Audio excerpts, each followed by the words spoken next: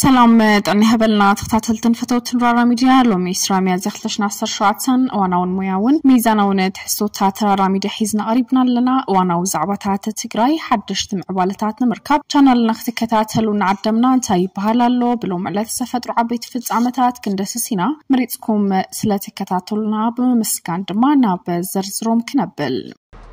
حوحات كاب بوليتيكا تجري تعليلنا ودقت استراتيجيكاوي انطلالي وصلو زخونه دما بزبلو مفصمي بهراو ربحه هلونا حد حزبي كوحس بزي مقالون كنقالسينا زبلو وجلاتات حزبتات ناتبرخوتو يوم سفيح محبرسب دغاف زلو ودب حزبويان حرنت تجري بدم حزب تجري ناتسرعن ناتمعرارين وديقو ختص زصنحن تخون انطلالي وزصنح ودقتات تصاوير دما نابت حزي بصحيو زلو تقاومو زسعبلو زلو دخمتات تمرحنات نيني كبلو يترايوم بوليتيكاو فللي اقاطيم وازلو تግራይ بحوحات زنبره حد حزبي حد ودب زبلات تحساسبات عليو كلن ودبات استفلاليا تحساسبا زوننا زدقف حزبي ناب زبل زمت زلو يمثل ناب بوليتيكا فتيو زي كونس تجددونا بكوينات قاعتو استجبر من السيد حراكينات ون انتخونه كاب بوليتيكا اوصيهم نبور هيوتي كمرح خنقسقس زبل حيلي اجنداتات مرحنات كاب عنكليل الكوت ووناي كالون زي جزار حدقات انتاز كل خونه زلا سلام خنمص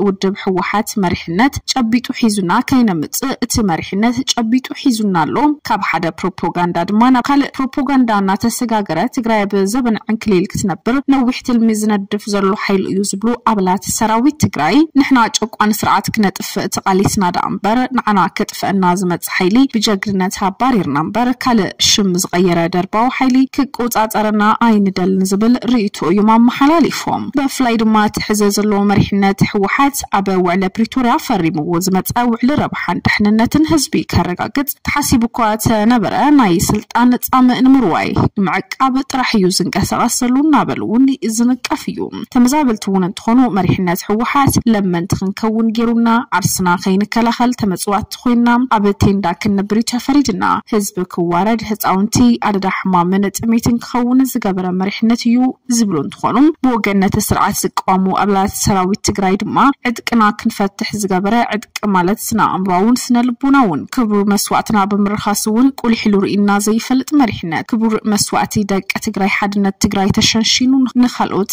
قدتات نخالوت عدتات قص بركتون يوهابالو معراب تግራይ ندوبن تግራይን نامحرا زحب حيلي مبرا تግራይ ድማ نኤርትራ كم زيهب مرغاغص يبلنا نزبل سغاتاتومون ناغلصو يوم اتوم مرارታት زقطلو انتخونو نزه سعيبو ድማ تግራይ حران مغبار ناب حرا مريت زوحز زلو بزح تگار لاي قصرونا وسخي خدلو انصار ጨቋን ስርዓት ንምቅላስ ናብ حرا مريت ወሪድና ለና ዝብሉ ተጋደልቲ ትግራይ ካብ ጨቋን ስርዓት ኢሎም ንዝጽውዕዎ ነሙጻ ድማ መንእሰይ ሓይሊ ወጽዩ ካብ حرا مريت ትግራይ حرا خገብሪና ንጠልብ ክብሉን ናተሰምዑ እዮም خذي اتربس بس سرعه تختل يلي بولقاسه دمرح سراويت حزبنا عيوكلي يدبلل دقصالي نرينا بحبر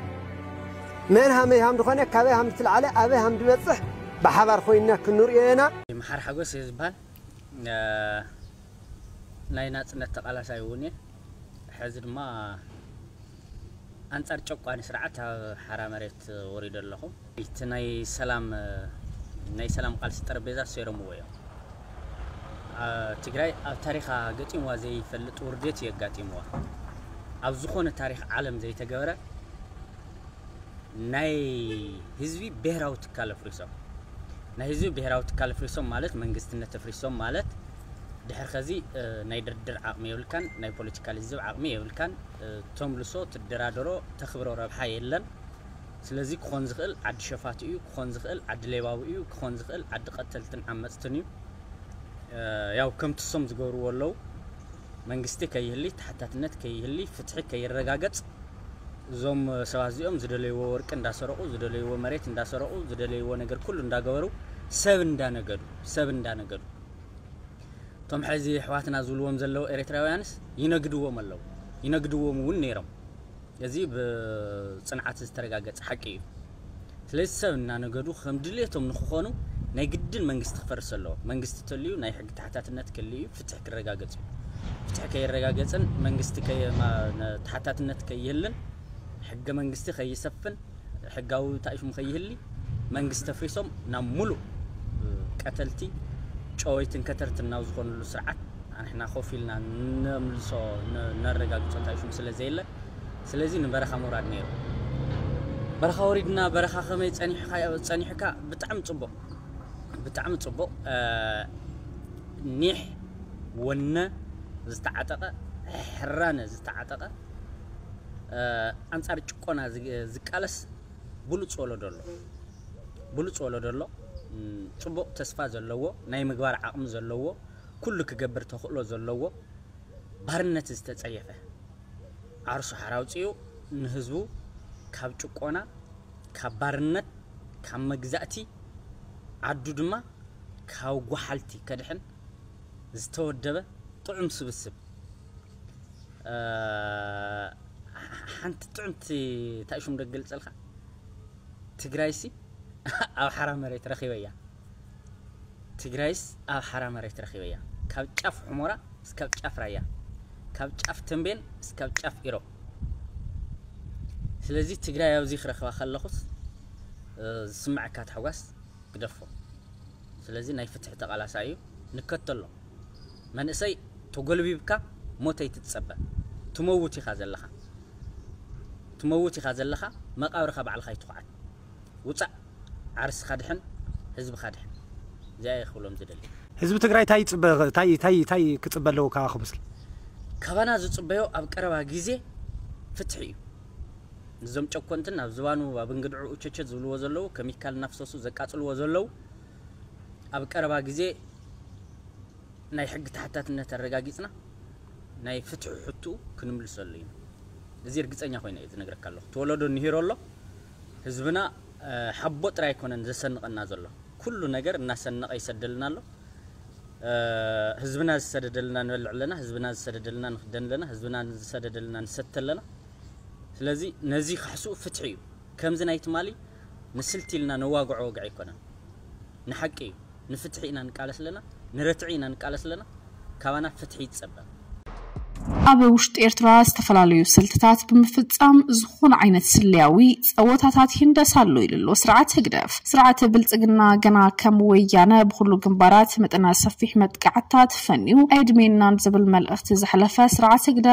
ህግደፍ ምስ መንግስቲ ትግራይ ጽምዶ ክፈጥር የዝብል ዝጀመረ ወፍሪ ዝሕዘና ኣካል ይሁሉን ዝብል ፈኸራ ከስምዕ ጀሚሩሎ ነዚ ንምቋም ድማ ናይ ተጻባይ ስጉምትታት እውን ዝተፈላለዩ ጸላት ሃገር ብምዕዳም ብምውዳብ አንጻር ኤርትራ كسرهم كابو بيت صحفة جميركا فاينانساون لوجستيكاون دقف يقبر ألو كبلند خأسس مسرعة بلتقنا أب مواتر أتيزولو سرعة قدف مس تقراي تسمدو بمفتاريون سرعة بلتقنا كالسو تنزلهم نلو ألاونت إرتراز جهز تفلي مدرتات نسمع لنا زبلون تخونو أب هزبي إثيوبيا بكند سلام زمنت نهو كتنك رحن تنزع الدمجل استاتوني سعبالو نعسر ساعات عمتات كم مالليت بتتابعي دبلوماسيا والتادراوي كبابتات نحبرت السبنان قطبان زعنوا كم زي كونم سرعات بلتقنا جن عقمون زي عقمون أب من لاي مهروز وسد زلو أكالو ينبر نخلو قدفو أيوات نيلو أيوات نيلو بهجرا وعلوت وعلات أيدو يقولوا على ونات مريتها وحدنا إرتراح بيرو يغريت حاتي تقوى كز أمد جنا عدلات ونالو يكسب إذا ساعات زياجن كابت زتل موزلو عشاء أنت أبجن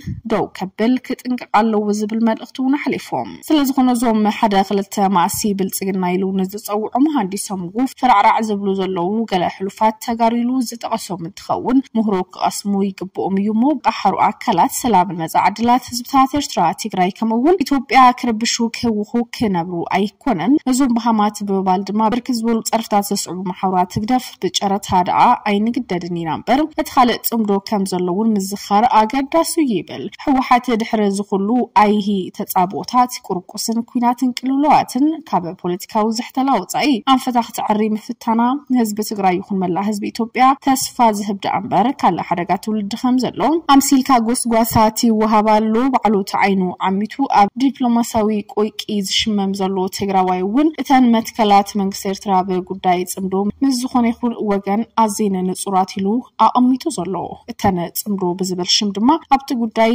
ኣነጢርዮም ዝብሉ ሓሳባት ህግደፉን ማለትውን ሉዓላውነት መሬት ሓድነት ምኽባር ብኣህጉራዊ ውዕላት ምቅያድ ካብ ተጻባአ መርገሳት ሙጻ ኣብ ፖለቲካዊ ጉዳያት ጉርቤት ጣልቃ ዘይምታው ከድምና ዝኾነ ይኹን ባዕዳዊ ሓይሊ ኣይፍቀድን ሰላም ርግዓትን ዝህበ ካብ ፈላላይ ዓሌታዊ ትሕቲ ሃገራውነት ፖለቲካዊ መለኽታ ሙጻ ከምኡውን ንውዘባውን ቁጠባውን ውህደታት ምትሕባር ምስራሕ ኣብ ሕብራዊ ሽርክነት ብዕባለ ድማ ምእማን ዝብሉ እንትኾኑ ነዚአን ዝመለኸ ዝኾነ ይኹን ሓይሊ ምስ ኤርትራ ቁርዒ ዝኾነ ዲፕሎማሲያዊ ጽምዶ ክህልዎ ይኽእል እዩ ክብል እዩ ኣስፊሩ ዘሎ ካብ ዝውፃእ ንዝግበር ስውር ይኹን ግሁድ ተዋስኦታት ግን ተቐባልነት የብሉን ጥራሕ ዘይኮነስ መቕጻዕቲ እውን ረዚን እዩ ክብል ኣፍሊጡ መስተጋሩ ንገብሮ ዘለና ጽምዶ ክንቅጽሉ ኢና ዝበለ ስርዓት ህግደፍ ንጹራት ዝበለ ናይ ጽምዶ ዕማማት ዘቐመጠ ብምዃኑ ካብቶም ዘቐመጦም መስርሕ ወጻኢ ንዝኸደ ድማ መቕጻዕቲ እውን ረዚን እዩ ክብል እዩ ኣመላኺቱ ብምቕጻል ድማ ጉዕዞ ንሰላም ሰላም ማዕረ ሰላም ብምቕጻል እውን ናይ ሰላም መልኣኽ ኮይኑ ድማ ሰላማት ንሰላም ከምዚ ዝምር ገይሩ መልእኽቲ ዝሕልፋ ዘለዋ መሓውራት ህግደፍ ኣብ ጉዕዞ ሰላም ሰላም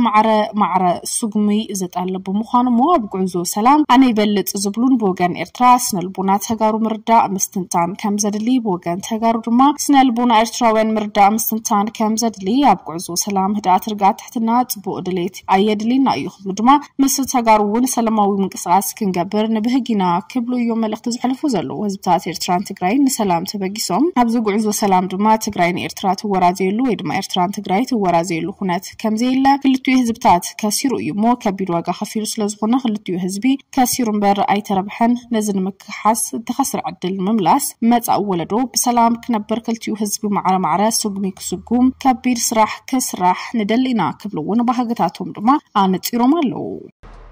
ትዕግስቲ ኣሰፋ ሓድሽ ክብረ ወሰን ደቂ ኣንስትዮ መዝጊባላ ኢትዮጵያዊት ትዕግስቲ ኣሰፋ ኣብ ውድድር ማራቶን ለንደን ደቂ ኣንስትዮ ክብረ ወሰን ዓለም ብምዝጋብ ተዓዋቲት ብሩር ሜዳልያ ኦሎምፒክ ትዕግስቲ ኣብ 2 ሰዓትን 15 ደቂቃን 50 ሰከንድን ካልእቲ ውድድራ ብምዝዛም ነታ ናይ 2021 ተዓዋቲት ኬንያዊት ጄፒ ኮስጌይ ቀዲማት ኣትያ ትዕግስቲ ሓድሽ ክብረ ወሰን ዘመዝገበት ነታ ዝሓለፈ ዓመት ብኬንያዊት ፔሬስ ኣብ ለንደን ተታሒዙ ዝጸንሐ ክብረ ወሰን ብ26 ካልእቲ ብምምሕያሽያ ተዓዊታ ኬንያዊት ጆብ ኬስኬይ ዳርጋ 3 ደቂቃ ድሒራ ካልእቲ ኮይና ክትዕወት እንትከለም ሻምፒዮን ኦሎምፒክ ሆላንድ 2023 ዝኾነት ሲፋን ሓሰን ሳልሳይ ብርኪ ሒዛ ውድድር ኣዛዚማ ኣብ ውድድር ደቂ ተባዕትዮ ድማ ፈለማ እዋን ዝተሳተፈ ኬንያዊ ሰባስቲያን ሳዌ ገና ልዕሊ 10 ኪሎ ሜትር እንትተርፉ ጀሚሩ ድማ ኣብ ልዕሊ ተነሓናሕቱ ልዑል ጸብለልታ ዘርአይ እንትኸውን ብ2 ሰዓትን 2 ደቂቃን 27 ሰከንድን ቀዳማይ ኮይኑ ውድድሩ ዛዚሙሎ